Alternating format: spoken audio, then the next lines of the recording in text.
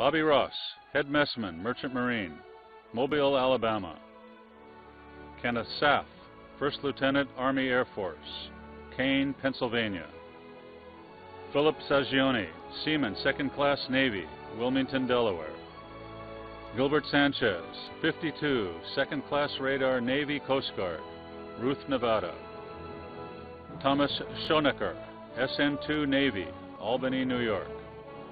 Gordon Scott, Chief Petty Officer, Navy, San Francisco, California.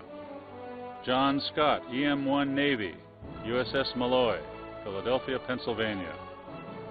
John Seward, M1C Quartermaster, First Class, Navy, Wisconsin Rapids, Wisconsin. Jerry Smith, U.S. Navy, Winsboro, Louisiana.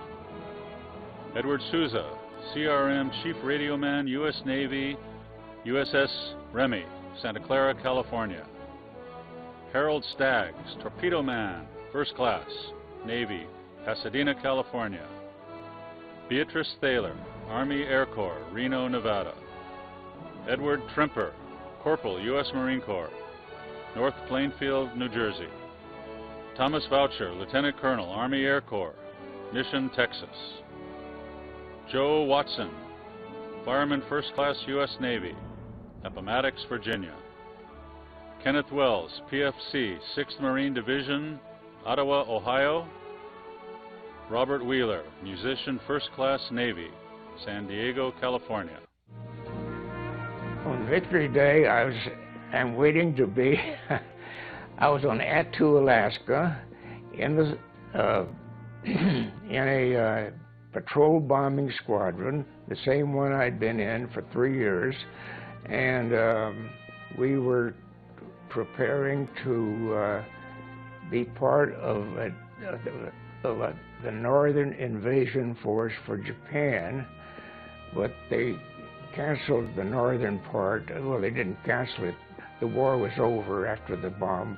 The victory turned out to be far better than most of us anticipated, because there was a tremendous amount of fatalities forecast for a military assault on Japan.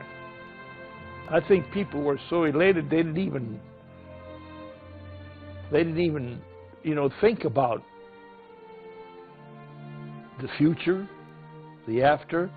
They were just such a happy, people were just out of it when the war ended. VE Day and VJ Day, God, they were, we weren't here, we were still overseas, but what we saw, and heard, I think people were happy, got rid of that, all the problems, a lot of problems, and then everybody turned to make a life for themselves. It's no longer an option. That's what Douglas said in his speech that day. He said that the history of trying to solve international relations through war isn't going to be possible anymore. And it isn't possible until we go and not just pursue peace, but peace more than the absence of violence is peace where all people and all nations have the same goals that we have as a nation, but which we have it as a goal, but we haven't put it into practice.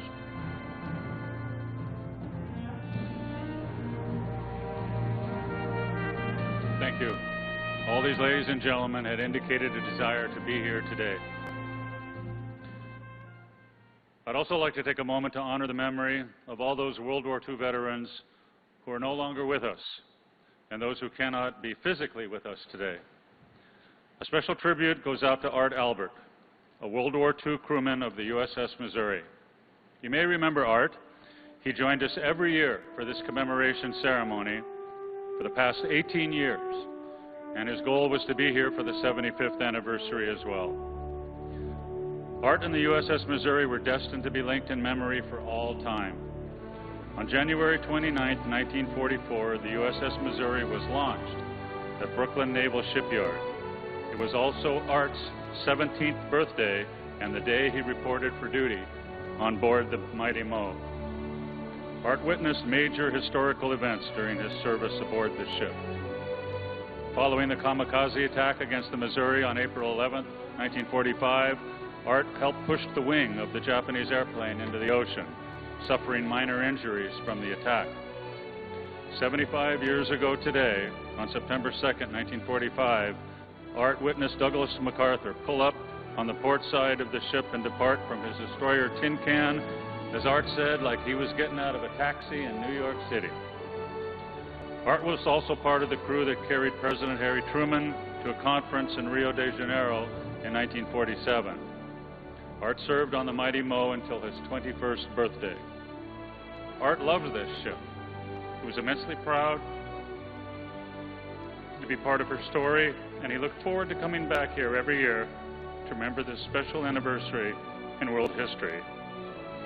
He, as well as each of you sitting here today, and the many others that have gone before him, are some of our greatest treasures.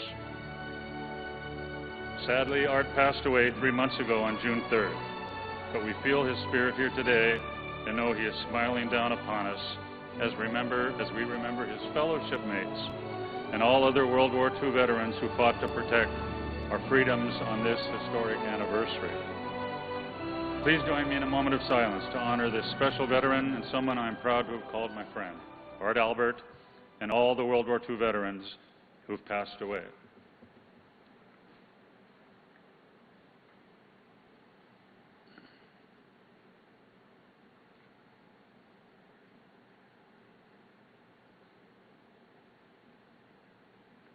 Thank you so much. We're honored to have many other dignitaries joining us this morning that I'd like to recognize at this time. Please hold your applause until all the parties have been mentioned. Governor David Ige, who will be offering the opening remarks for today's ceremony of commemoration and honor. Our distinguished guest speaker, Admiral Davidson, Commander of the U.S. Indo-Pacific Command. And delivering the keynote address for today's ceremony is Secretary Mark Esper, the U.S. Secretary of Defense. Please recognize them.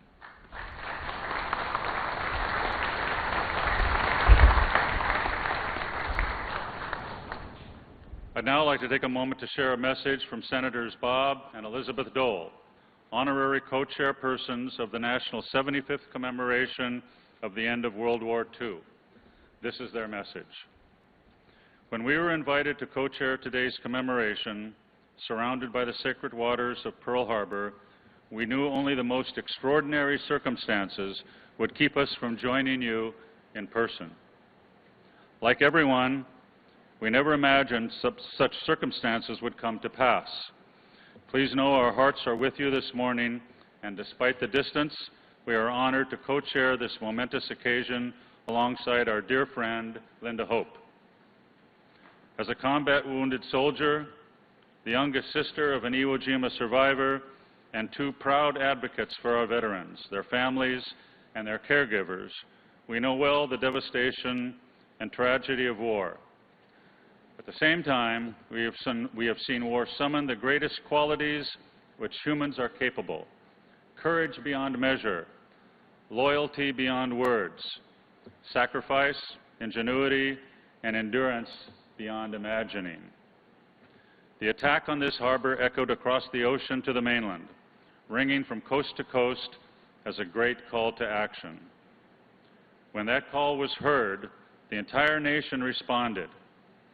Perhaps no generation since our founders better understood that if they attempted to meet the moment while divided, they would not succeed. If they allowed the burden of the war to be shouldered by a precious few, they could not win. And if they did not find their path to victory, the future of our nation and freedom itself might perish from the earth. The World War II generation eliminated one of the greatest threats to peace in the world that the world has ever known. Yet incredibly, that was not all they gave to our nation. Those Americans showed future generations the sacrifice that we must sometimes make to preserve and protect freedom. They demonstrate the insurmountable odds that our country can overcome when we act as one. Most importantly, they provided that even in moments darkened by uncertainty and despair, there is tremendous hope. Through unity, through selflessness, America can always find a way. May God bless the souls who lost their lives in World War II and the service members who restored the world's peace, and may God forever bless the United States of America. Bob and Elizabeth Dole.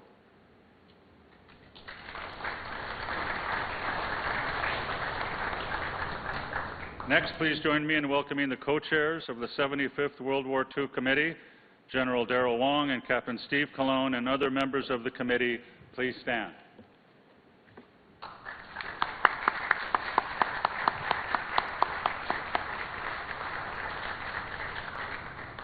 We began today's commemoration ceremony at 9:02 a.m., which was the time when the surrender ceremony began to bring an end to the most destructive war in world history. On September 2nd, 1945, it was a cloudy, dreary morning in Tokyo Bay, perfect weather for such a somber ceremony. More than 250 Allied warships encircled the Missouri with over 900 fighters and bombers in the air, representing 10 nations whose forces fought in the war. Top military leaders from the Allied forces and Imperial Japan gathered aboard this magnificent battleship. USS Missouri crew members were jammed together on the decks, on all levels, and atop the gun turrets, everyone wanting to witness history being made. The world was listening and watching as well, as dozens of news outlets and journalists who recorded the ceremony and captured each moment for future generations to remember for all time.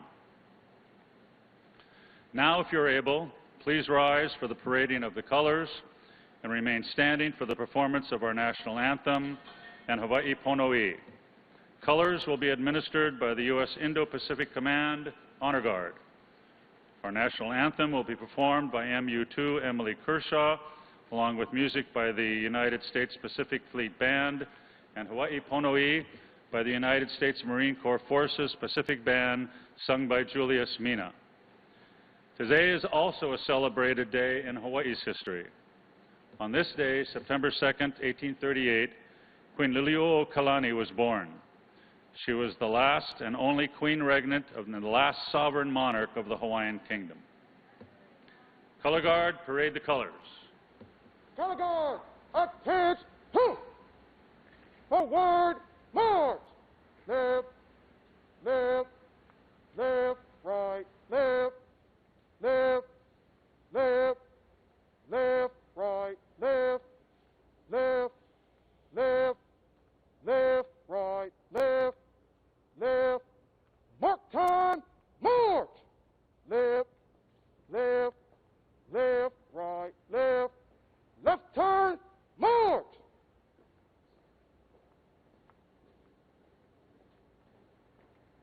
Present. Arms.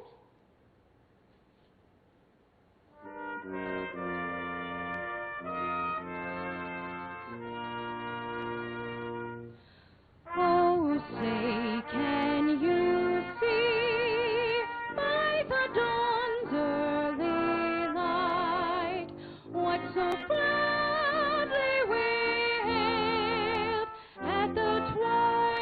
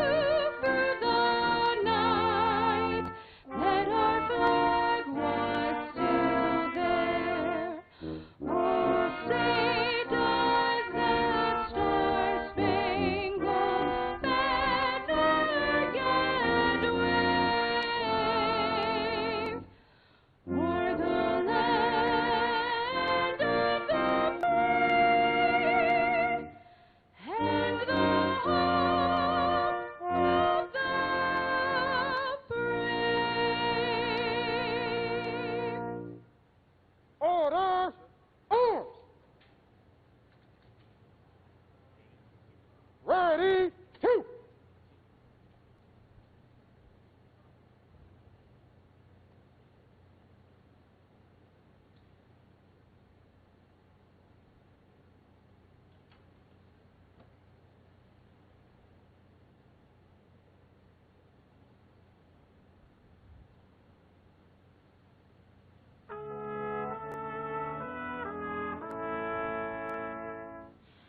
Hawaii ponoi nanai komoi kanani ali he ali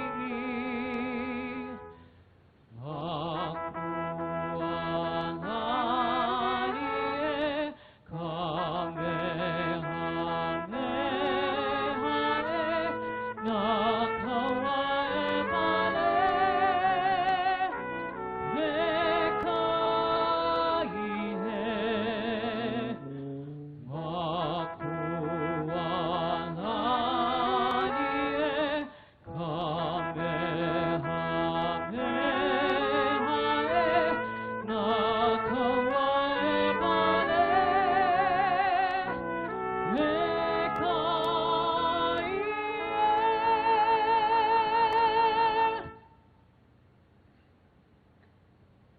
Color guard, post the colors. Ready, two. On seat, color. Forward, march. Left, left, left, right, left, left, left, left, right, left, left, left, left, right, left. Mark time, march. Left, left. Detail, hold. Right, face. Ready, shoot. Post.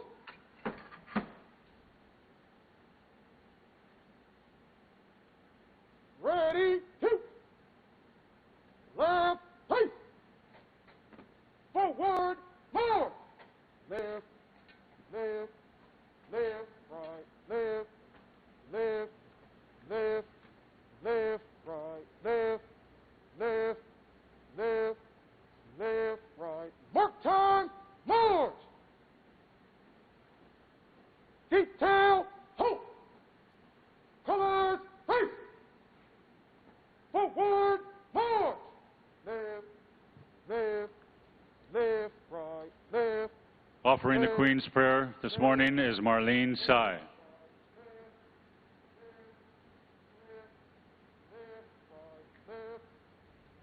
Here she is.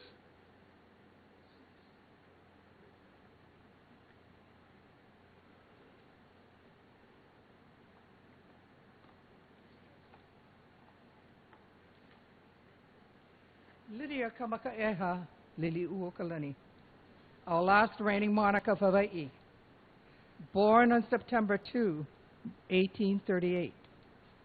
Known as a prolific songwriter, a hymn written by the Queen, known as the Queen's Prayer, on March 22, 1895, while imprisoned in Iolani Palace.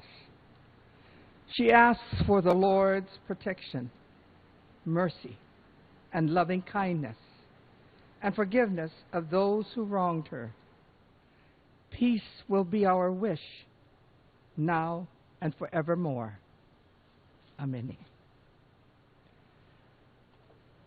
O koloano,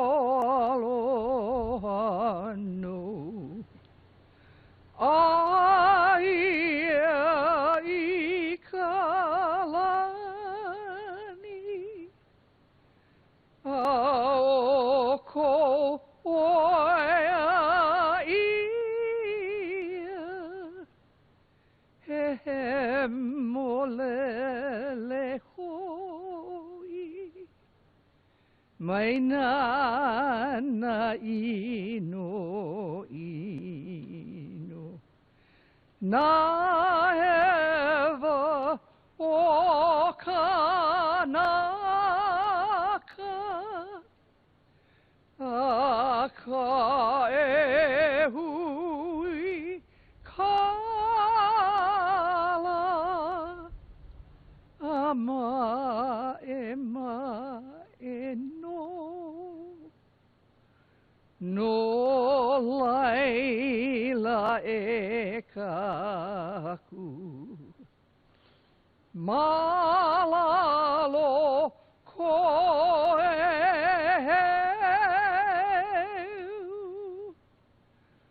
koma ko maluhia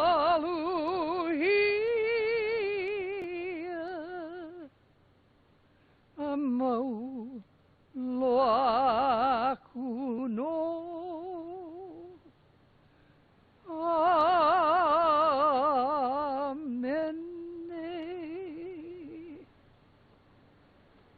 Thank you, Marlene. Please be seated.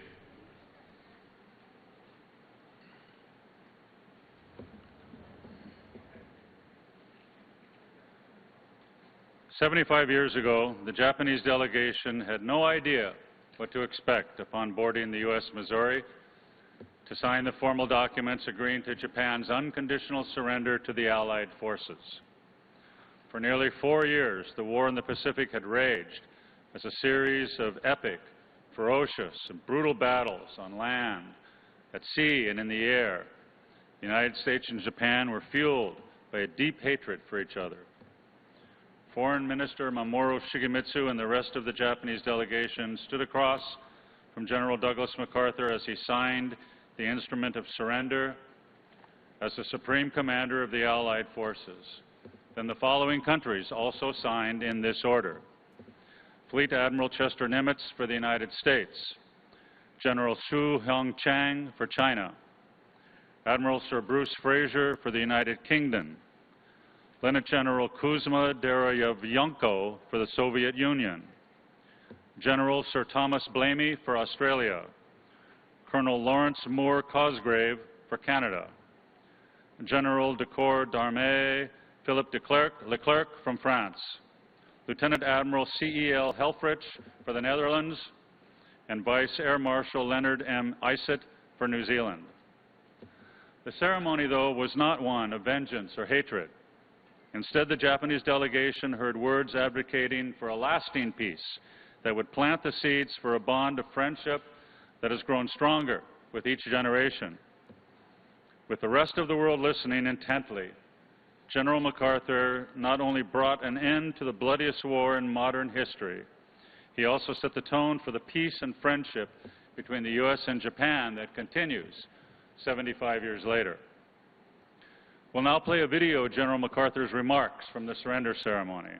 I encourage you to listen carefully to his chosen words and imagine the significance of their meaning when they were delivered, just days after the fighting had ended. It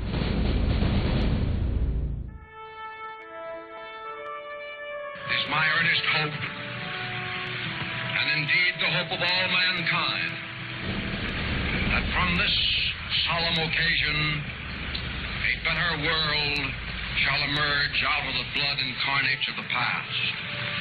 A world founded upon faith and understanding. A world dedicated to the dignity of man and the fulfillment of his most cherished wish for freedom, tolerance, and justice.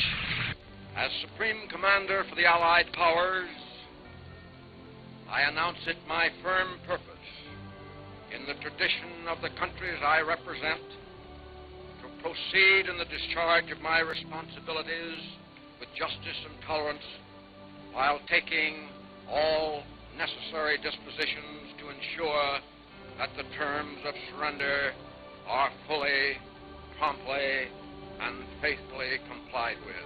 Let us pray that peace be now restored to the world, and that God will preserve it always. These proceedings are closed.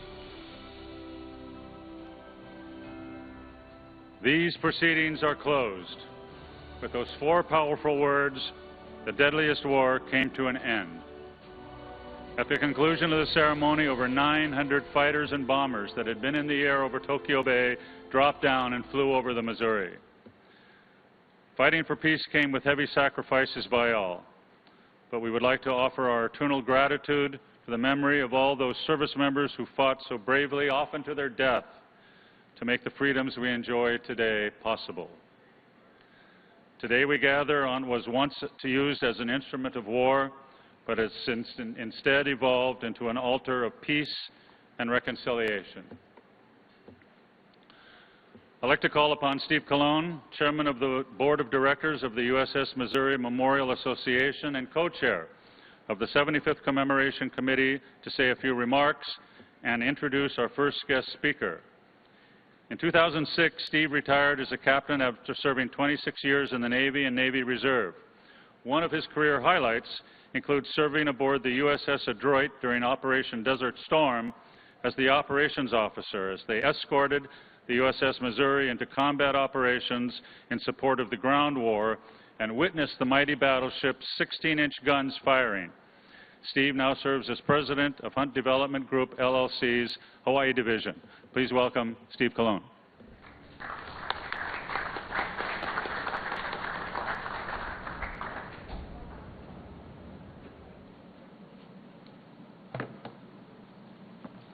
Thank you, Mike.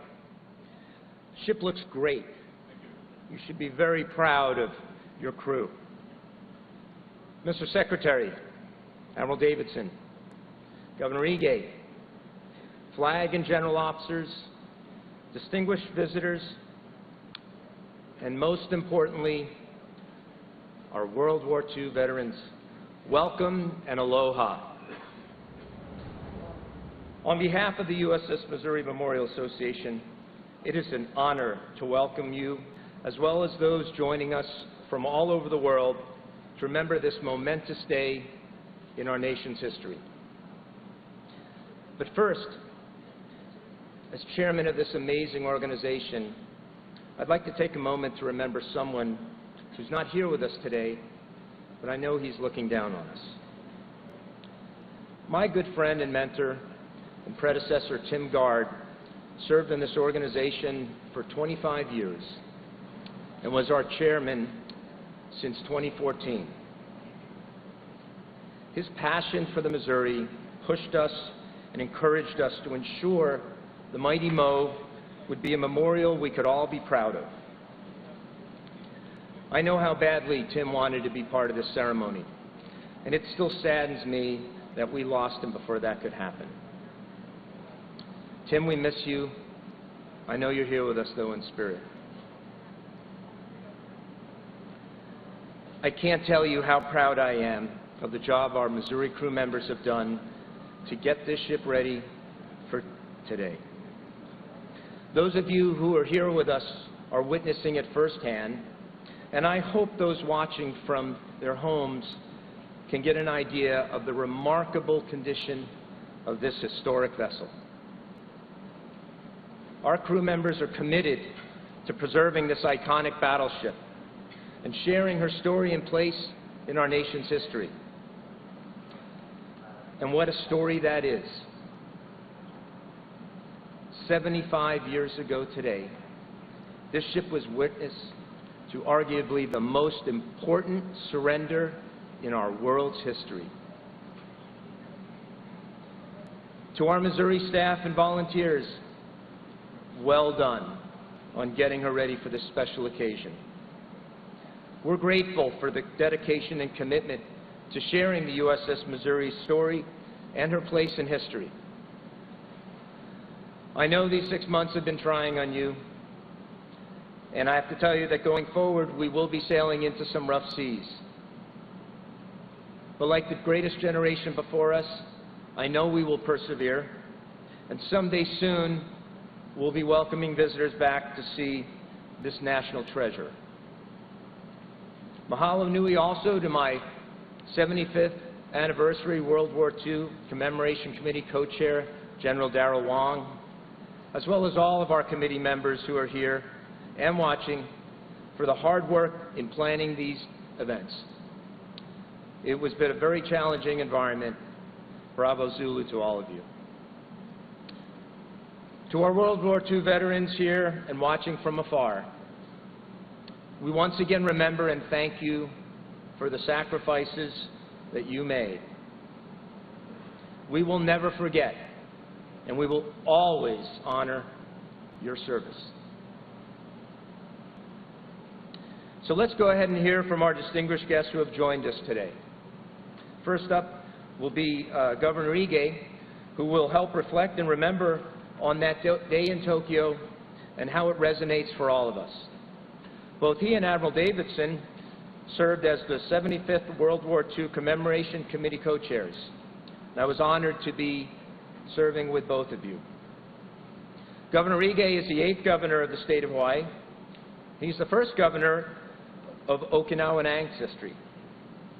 He's also the son of a decorated veteran of the 442nd Regimental Combat Team that fought so heroically in World War II. Ladies and gentlemen, please help me give a warm welcome to Governor David Ige.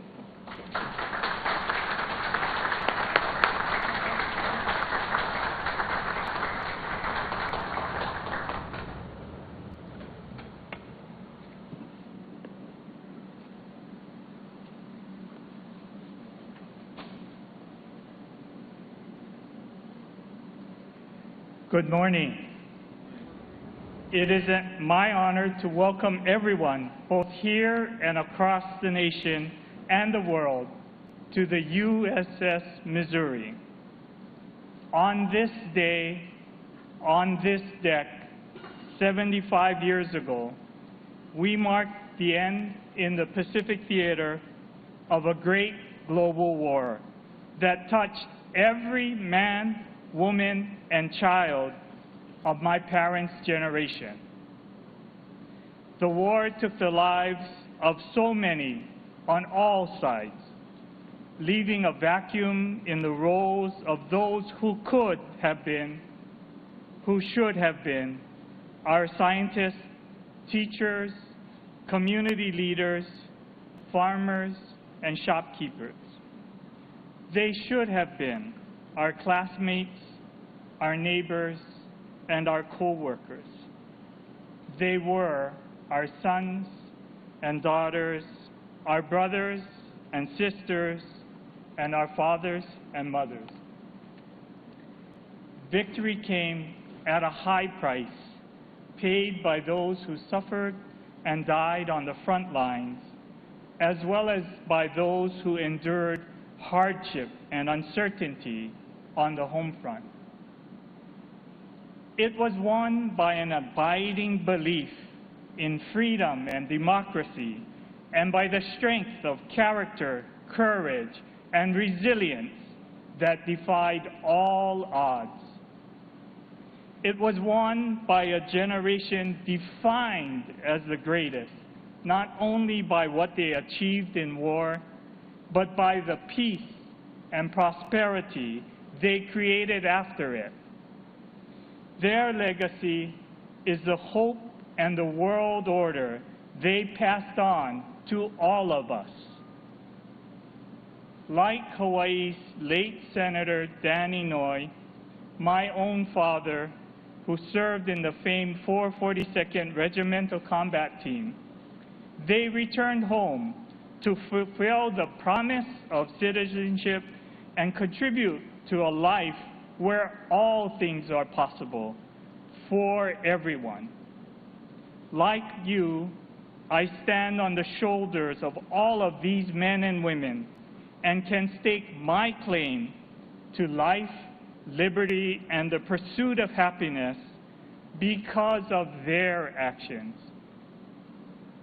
After the war, they transformed their fight against tyranny into a life based on the democratic values and purpose, showing us that democracy must not only be defended at all costs, but lived along all avenues by you and me doing what we do each and every day. That is vigilance. That is resilience. That is courage. We look at history because it tells us where we've been. We study history because it teaches us how to discover where we want to go. I don't have to tell you that this remembrance has been dramatically scaled back from original plans because of the ongoing pandemic. And perhaps that's for the best. In moments like these, we tend to get caught up in the pomp and circumstance and sometimes forget the real reason why we gather, all of these veterans. Moreover, we tend to toss the label hero around freely these days, but these veterans truly exemplify the strictest definition of heroic. Their actions stand up to the rigid test of the heroic, and their lives set an example for all of us to follow. Some compare fighting a pandemic akin to fighting a global war. That may or may not be an accurate comparison. What I do know is that we cannot go wrong in following their example in the face of any adversity. Their courage under fire, strength of character, resilience over time provides a clear roadmap for us to follow in all that we do, whether we are fighting a social injustice or a virus. And so there remains only one thing left for us to say to them. Thank you. Thank you.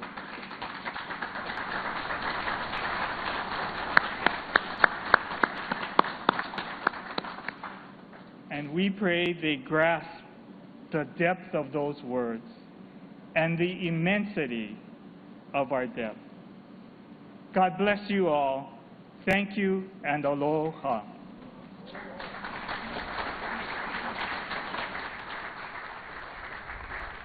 Thank you, Governor Ige. I'd also like to recognize Dawn Amano Ige, the Governor's wife, who's with us today. Mrs. Ige.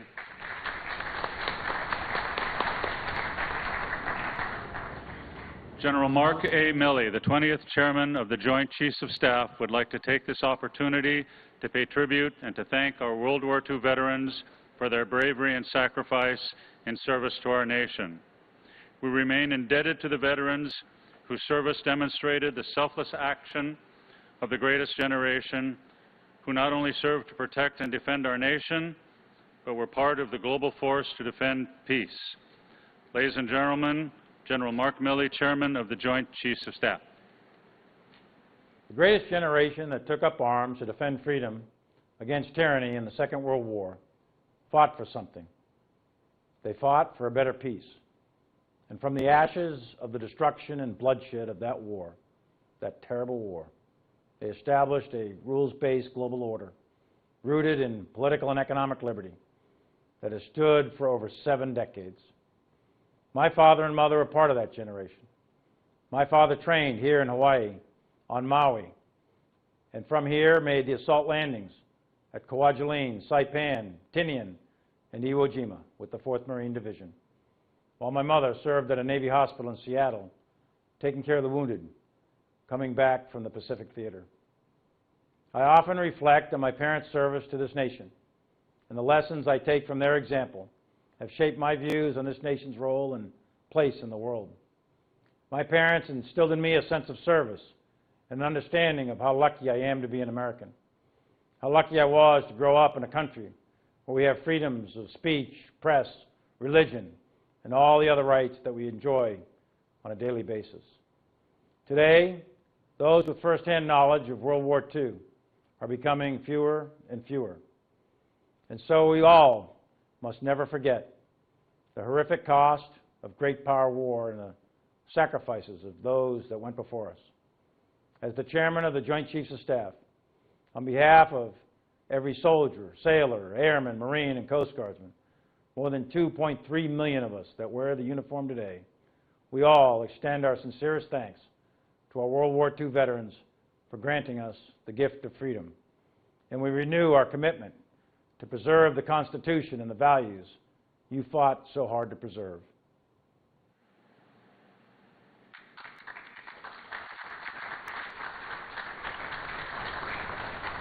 We're honored to have one of our honorary Blue Ribbon Leadership co-chairs with us today, Admiral Philip Davidson, Commander, U.S. Indo-Pacific Command, America's oldest and largest military combatant command. As a surface warfare officer, Admiral Davidson has deployed across the globe in frigates, destroyers, cruisers, and aircraft carriers, and he has held command at every level. At U.S. Indo-Pacific Command, he is responsible for all U.S. military activities in the Indo-Pacific, covering 36 nations, 14 time zones, and more than 50% of the world's population. Ladies and gentlemen, the Commander, U.S. Indo-Pacific Command, Admiral Phil Davidson.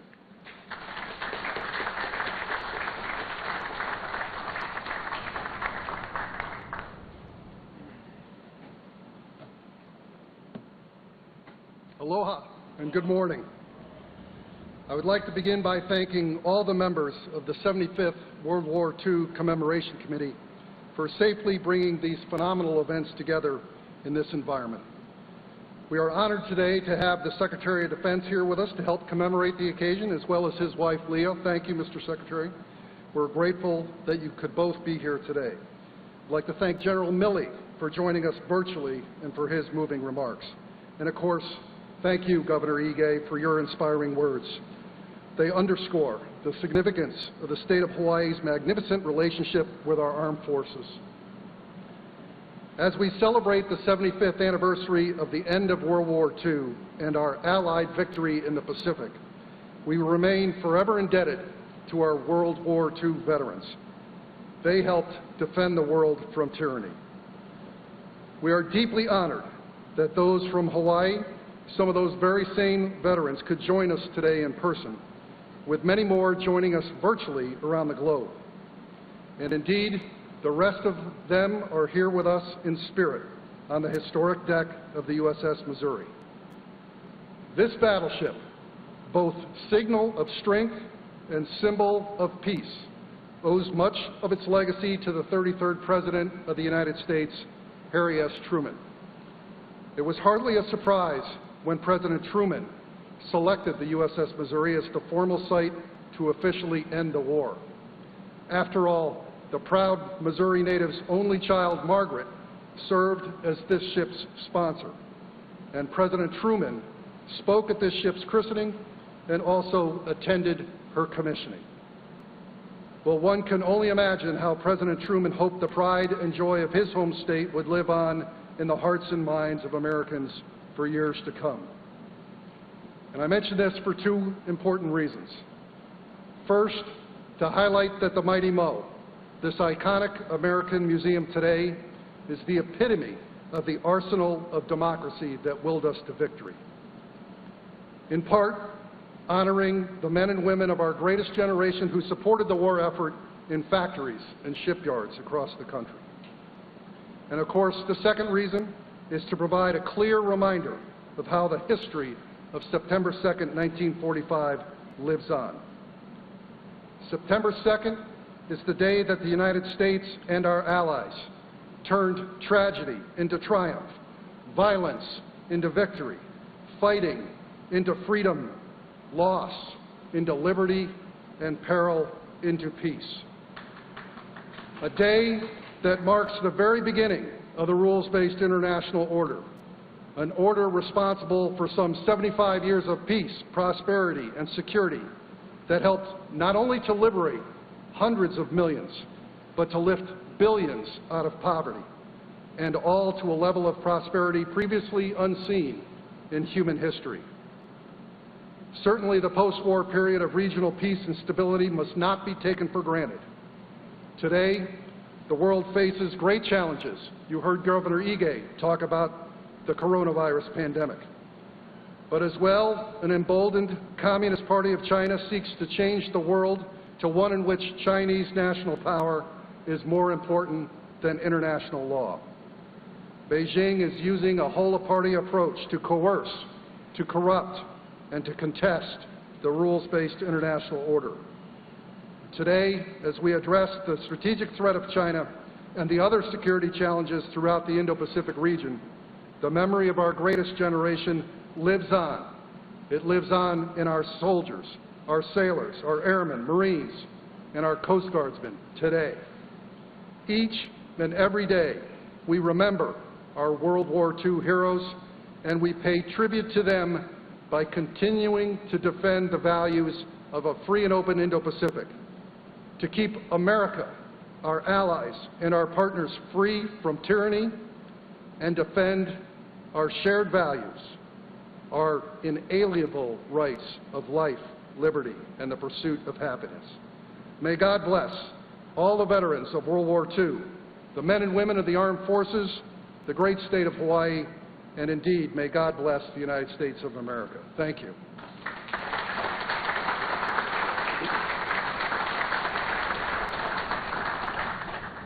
Now, as I mentioned before, we are joined today by the Secretary of Defense, Dr. Mark Esper.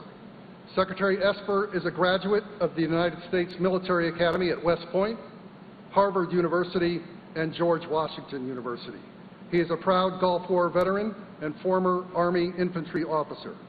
From the moment that he assumed office in July of 2019, Secretary Esper has been relentless in implementing our national defense strategy, and he remains committed to focusing the Department of Defense on the Indo-Pacific theater. He joins us today in the midst of his travels throughout the region to engage with allies and partners, observe high-end military exercises, meet with our service members, and of course today to honor our veterans.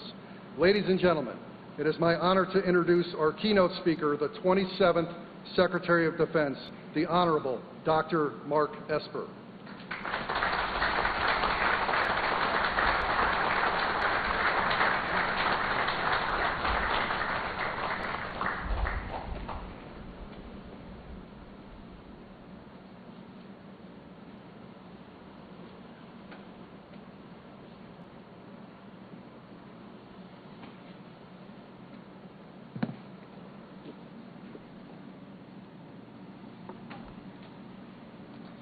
Aloha, everyone, and thank you for joining us on this special day.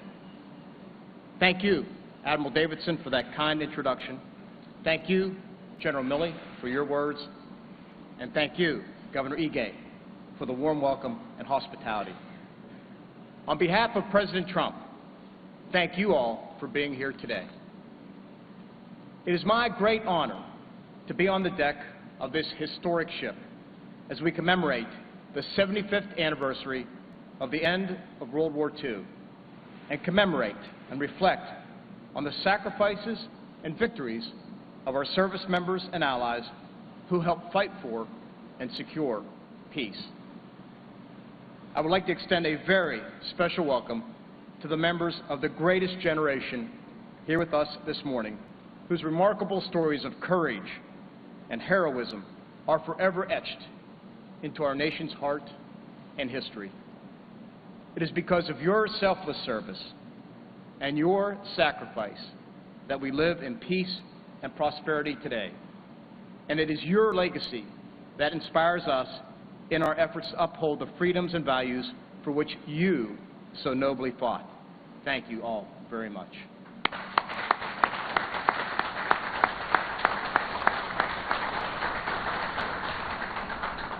It is fitting that we are gathered here today on the USS Missouri, where the conflict in the Pacific came to an end on this day in 1945. This ship, which was built for war, has since been dedicated to peace and reconciliation. It now rests in the very harbor where more than 2,400 Americans paid the ultimate price nearly 8 decades ago at the beginning of World War II. This morning, we pay tribute to all those we lost on that infamous date in 1941, and to the millions more who demonstrated our collective resolve and commitment to freedom in the years of war and hardship that followed. We remember heroes like Floyd Welch, an electrician's mate who helped save the lives of more than 30 sailors trapped in the sinking USS Oklahoma. With pinpoint precision, he cut holes in the ship's hull, freeing the sailors without igniting fuel cells.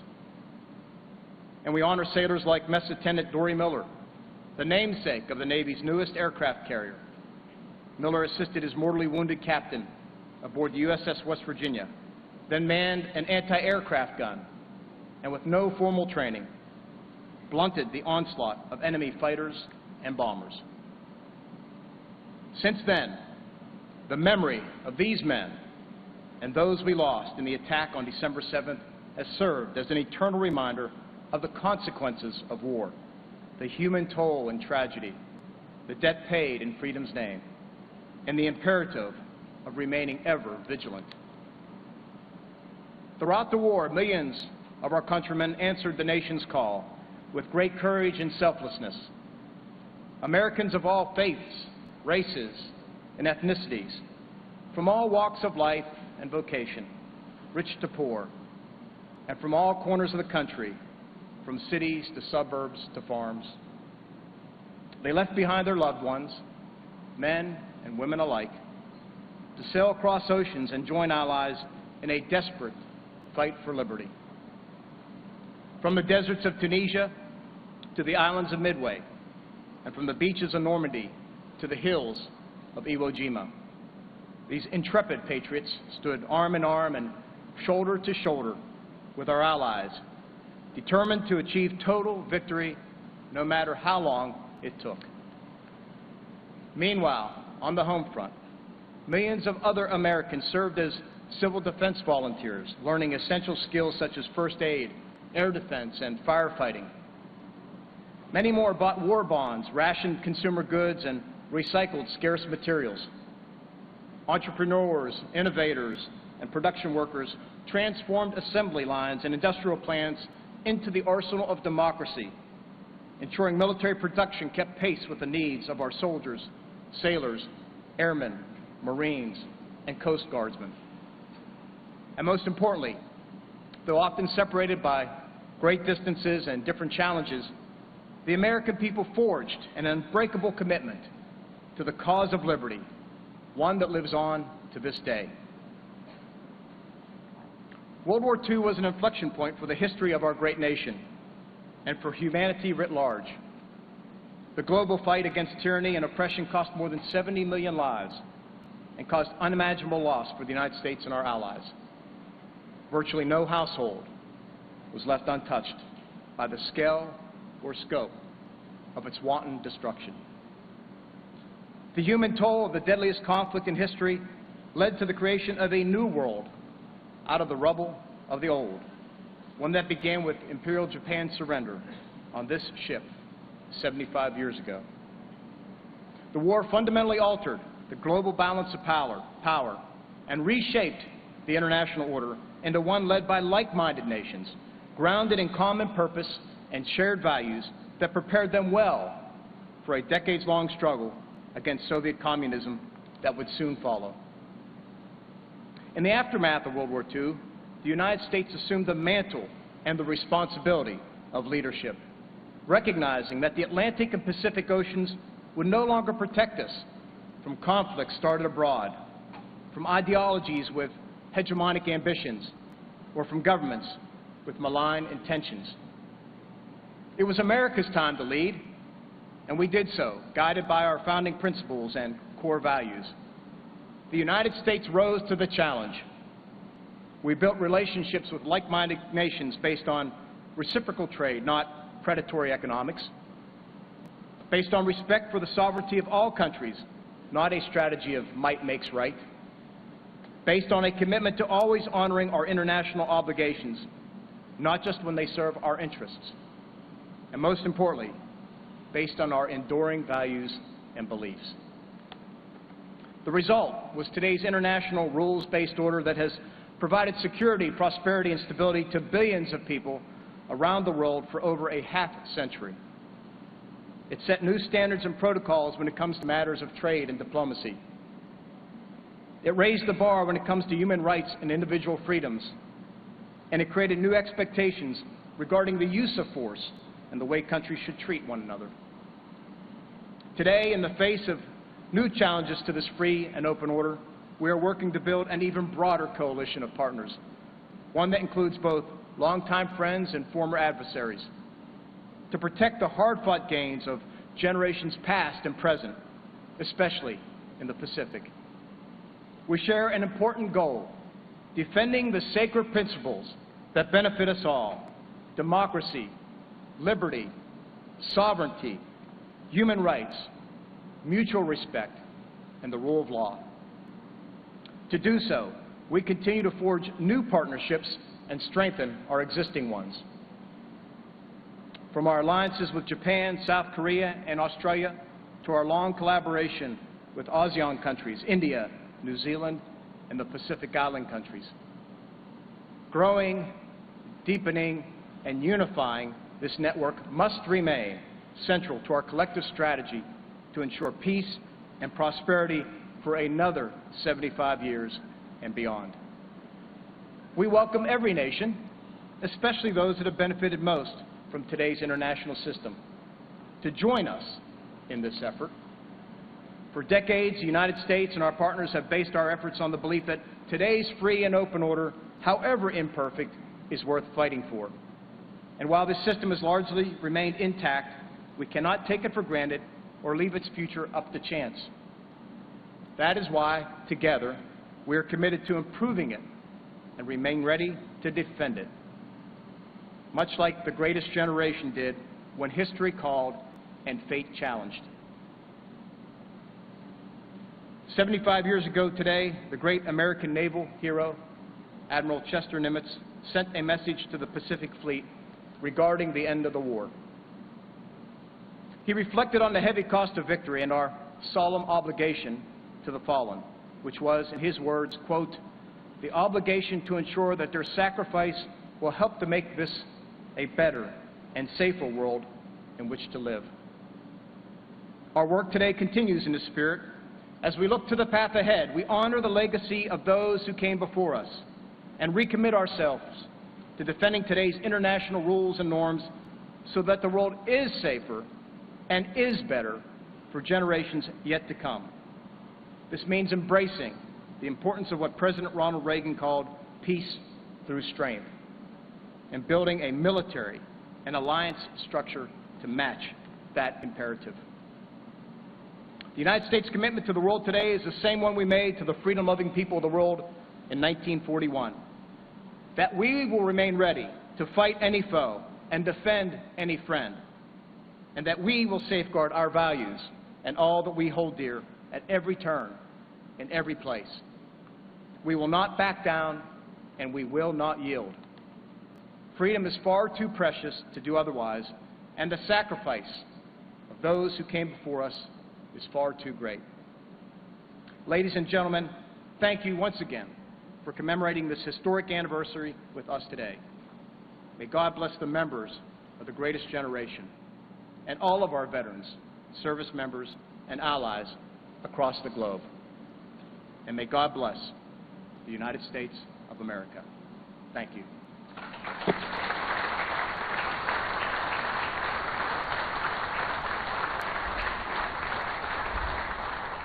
God bless America,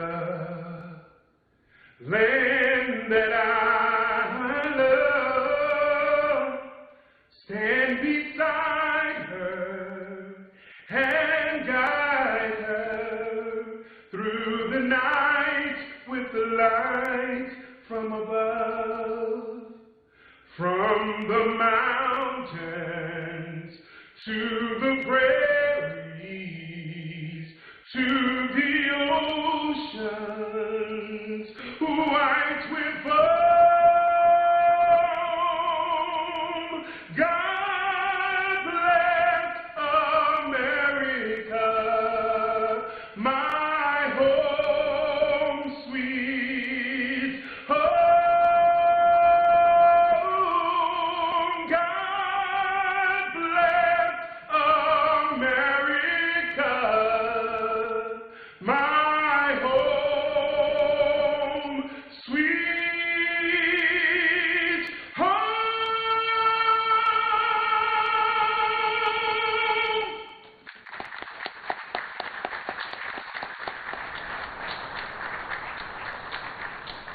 thank you, Secretary Esper, for today, and also like to acknowledge his wife, Leah, who is joining us this morning. And thank you, Admiral Davidson. We'd also like to acknowledge your wife, Tracy, who is also with us today. There's actually a third reason why the Davidsons are so fond of this ship. That's because they're both from St. Louis, Missouri. As such, they love this ship. Our thanks also go out to General Wilson, a retired petty officer, first class for the United States Navy, and his wonderful performance of an iconic song that's an inspiring favorite for us all. On an early Sunday morning on September 2nd, 1945, aboard the new 45,000-ton battleship USS Missouri and before representatives of 9 allied nations, the Empire of Japan signed a written agreement that formalized the end of hostilities in World War II. In honoring of our shared history, the following nations have placed wreaths on the deck of the USS Missouri as a sign of respect and tribute to the men and women who lost their lives during World War II.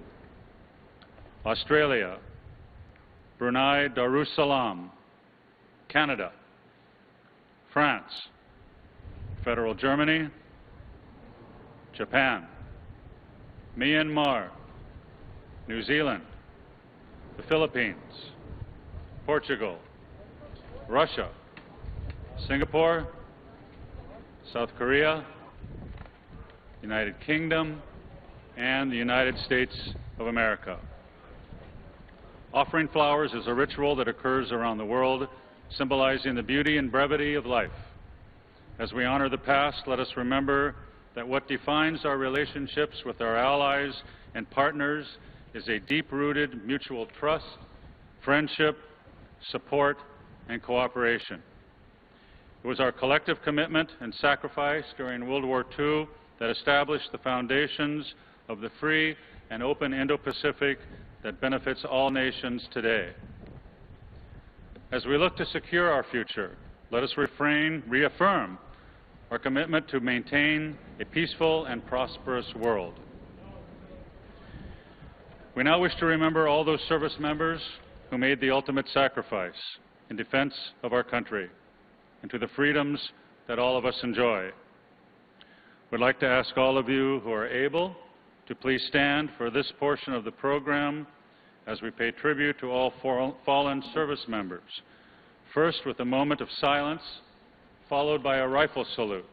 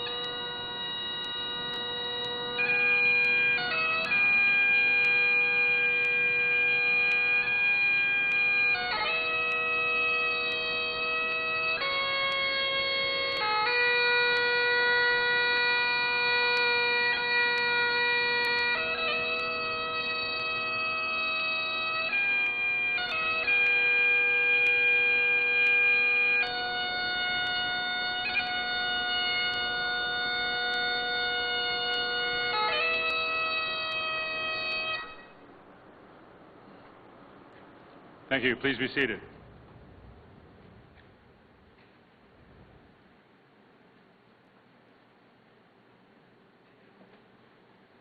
As our ceremony draws to a close, we thank all of you for joining us this morning to commemorate the 75th anniversary of the end of World War II. Thank you to our guest speakers, Governor Ige, Admiral Davidson, Secretary Esper. And a special thanks to our 75th World War II commemoration sponsors, including presenting sponsor, the Bob Hope Legacy, as part of the Bob and Dolores Hope Foundation, who made the vision and commitment of this ceremony possible. It gives me great pleasure to share a welcoming message from Linda Hope of the Bob Hope Legacy, representing the Bob and Dolores Hope Foundation. Their generous support of the World War II 75th commemoration ensures that the legacy of all veterans continues to inspire and motivate our children, those who are destined to lead our future. World War II was a pivotal moment in American and world history. When the freedom of the world was threatened, millions of Americans rose to its defense. They fought in combat in Europe, North Africa, and the Pacific, helped build the arsenal of democracy in our factories, and raise the spirits of our troops, as my dad Bob Hope and many of his fellow entertainers did. Everyone played a role in achieving victory and establishing an enduring peace. Bob Hope, with a small band of performers, traveled to bases throughout the U.S. and around the globe to entertain our service members, visiting hospitals and installations in theaters of war in Europe and the South Pacific. Travel to those distant locations was grueling, and the conditions upon arrival were often dangerous. Yet those were the shows most near and dear to Bob's heart, and to the hearts of the hundreds of thousands of troops who never forgot the taste of home and hope he brought them. As we commemorate 75 years since the end of World War II, we salute our service members and the everyday Americans who contributed to the war effort for their heroic actions. Their patriotism still inspires us and will continue to inspire Americans